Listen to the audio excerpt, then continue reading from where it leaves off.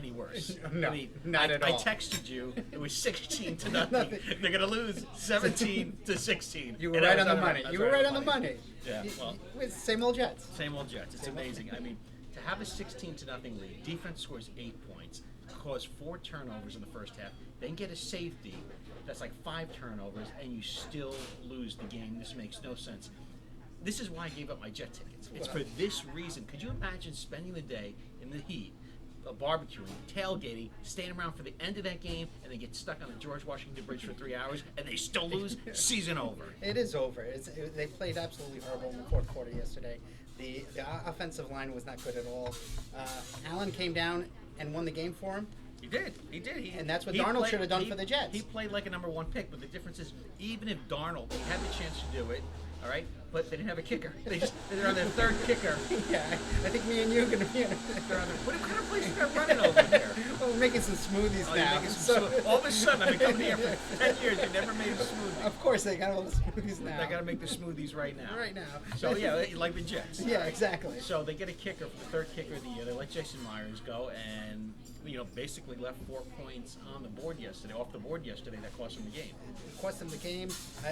The defense played unexpectedly good yesterday. Yeah. I mean, they got half the points for the offense. Right. If your defense gets half your points, But you should win that game. But is it the defense playing good, or is the team just, or like most offenses, being rusty? It could be rusty first week, lack of practice. What did they play? Five series all preseason. If that. And Le'Veon Bell, 68 yards, 60 yards running.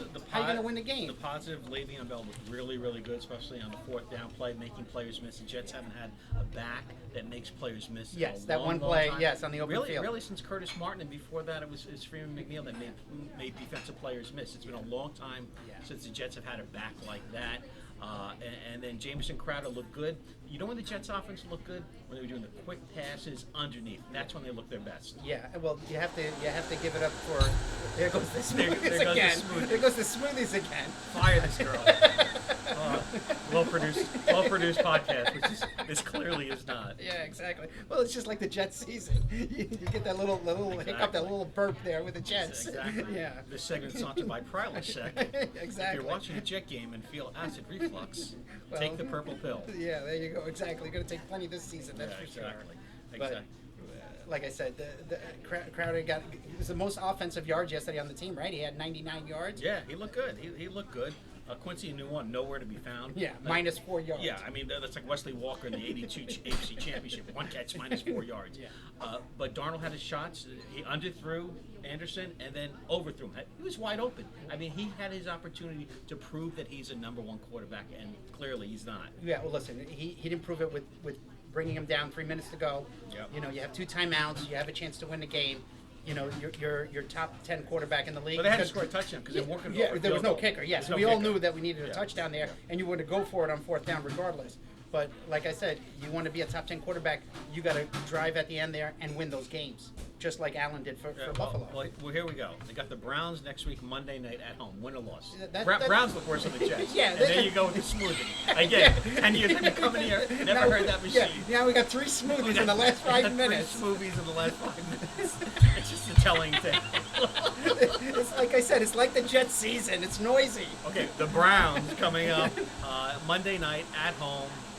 I think they can win this game. Of course they can win this game. They're going to have to win this game because if they don't win this game, they're going to be 0-5. The season's going to be over. Yep, they got at the Patriots and they got a bye, so they can't lose. Yeah. At Eagles, loss. Well, the Jets can't lose on a bye somehow. Home for the Cowboys and then home for the Patriots. So right now, if they don't win, they're going to be say they win next week 1-1, 1-2, 1-3, 1-4, 1-5, and then at the Jags. So they're going to start the season off 1-5. If they would have won this game and then they beat the Browns, you start the season off 2-0. And if you go 3-2, 2-3, even 2-3, you can come back from. Exactly. 0-5, you're not coming back from. 0-5, and there's a good chance they'll be 0-5. But the Bills secondary held them. They wouldn't let Bills Darnold got a throw good downfield. That's why everybody's saying that Darnold couldn't throw the ball downfield. You got to give it to Buffalo. Buffalo's secondary held them too. You held everybody from last year too. No, they did. The Jets' offensive line's only been together since August 27th. They got a And the centers played one game. They didn't played one game, exactly.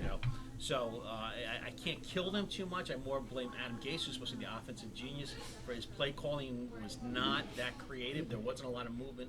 As I'm concerned, in the backfield. And during the final quarter, I'm feeding Bell the ball. He's the one that's got to make the plays. Exactly. You got to get the ball in his hands. Yeah, I know, but you were ahead at that time. Yeah. You weren't playing from behind when you say, well, you can't run the ball. You're ahead of that time. You got to give it to Bell. That's why I said Bell getting 60 yards. It should have been more. The running game had nothing. Who the next most yardage running, I think, was Darnold. Speaking about not getting enough carries, the Giants really took it on the chin. Oh boy, 35-17.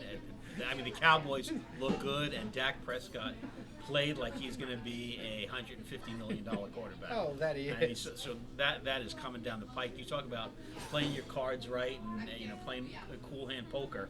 I mean, Dak Prescott looked incredible. Meanwhile, the Giants, Pat Shermer does not have the answers. This team looked clueless, unprepared, and speaking of not giving the ball enough, Saquon Barkley only 11 carries. I know you don't want to get these guys too much because they haven't played during the season. I understand that. But this guy should be given the ball more than 11 carries and 4 receptions. Yeah, he's a special player. He's player. Yeah, he's definitely going to be a Hall of Fame player. The Giants need to get him the ball, just like the Jets with Le'Veon Bell. They need to get the ball. It's the first week. This was a bad loss by the Giants. I mean, and putting in the rookie in at the end, what did you think about that? How was that? I think it was. I'm not going to read anything into that. To me, over what I've seen over the last 4 or 5 years, isn't Eli's fault. It's more the offensive line and the defense. They don't have anything on defense. On the defensive line, they don't have anything on the offensive line. This team still, I mean, it's hard to believe under Jerry Reese having 4 or 5 bad drafts. It's going to take 4 or 5 years to rebuild this team. I mean, when you think back to teams that were awful and horrible, it takes about 3 years. Think about the Cowboys. 87 was a strike year when Landry was the coach. In 88, they had that horrible year. And then Jimmy Johnson took over, and they had 1, 2, 3 bad years before they were able to finally make the playoffs. So it takes years to build when you have continuous bad drafts. And that's what the Giants have had, just bad drafts, and it's showing up in the game. Yeah, the management, the general manager, you're switching. And Coughlin took the fall for nothing. Yeah, he definitely took the. And when they benched Eli that first time, when the coach benched him, they should have cut him from there and move on. They put Geno Smith in. Yeah, Geno. I mean, you're going to bench Eli for Geno Smith, right? I mean, come on. Yeah. Up next, they got the Bills. I would put that a loss, 0-2. At Tampa Bay, they could win that game, 1-2. I put them in 1-2. They're at Tampa Bay? Yeah, at Tampa Bay. Jameis Winston, please. I mean, I knew he was going to be a bust. I don't know what NFL GMs are thinking with some of these players.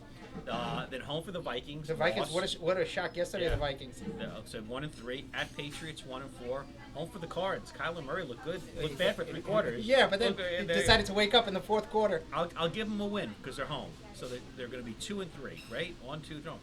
Yeah, 2 and 4, okay? Then at the Lions, 2 and 5, and home for the Cowboys.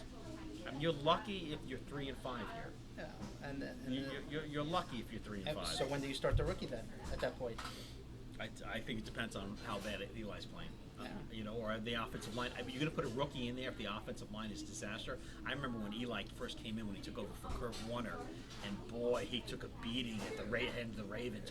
You're talking about an ugly beating he took. But he's one tough SOB. He's taken a beating throughout his career. Eli, and he always straps it on. He always straps a helmet. That playoff game against San Francisco. Yeah. Well, he's a little brother that got beat up by his big brother. Yeah, that's what he really is. Yeah. But that game, that was one of the legendary games. I mean, he came up, winning that game and then winning the Super Bowl that year. Well, he's Greg Kassimis, the owner and proprietor of the Scarsdale Metro Deli here in Scarsdale. With the smoothies. The smoothies going on. 10 years, no one's ever ordered a smoothie. He's got beautiful coffee, though. I'm Mike Damergis for the Gridiron New York Deli. What are we going to call it anyway? The New York Gridiron... brunch. Monday brunch. Yeah, the New York Gridiron brunch. Bring your own Tums, especially talking about the Jets and the Giants this year. Yeah, exactly.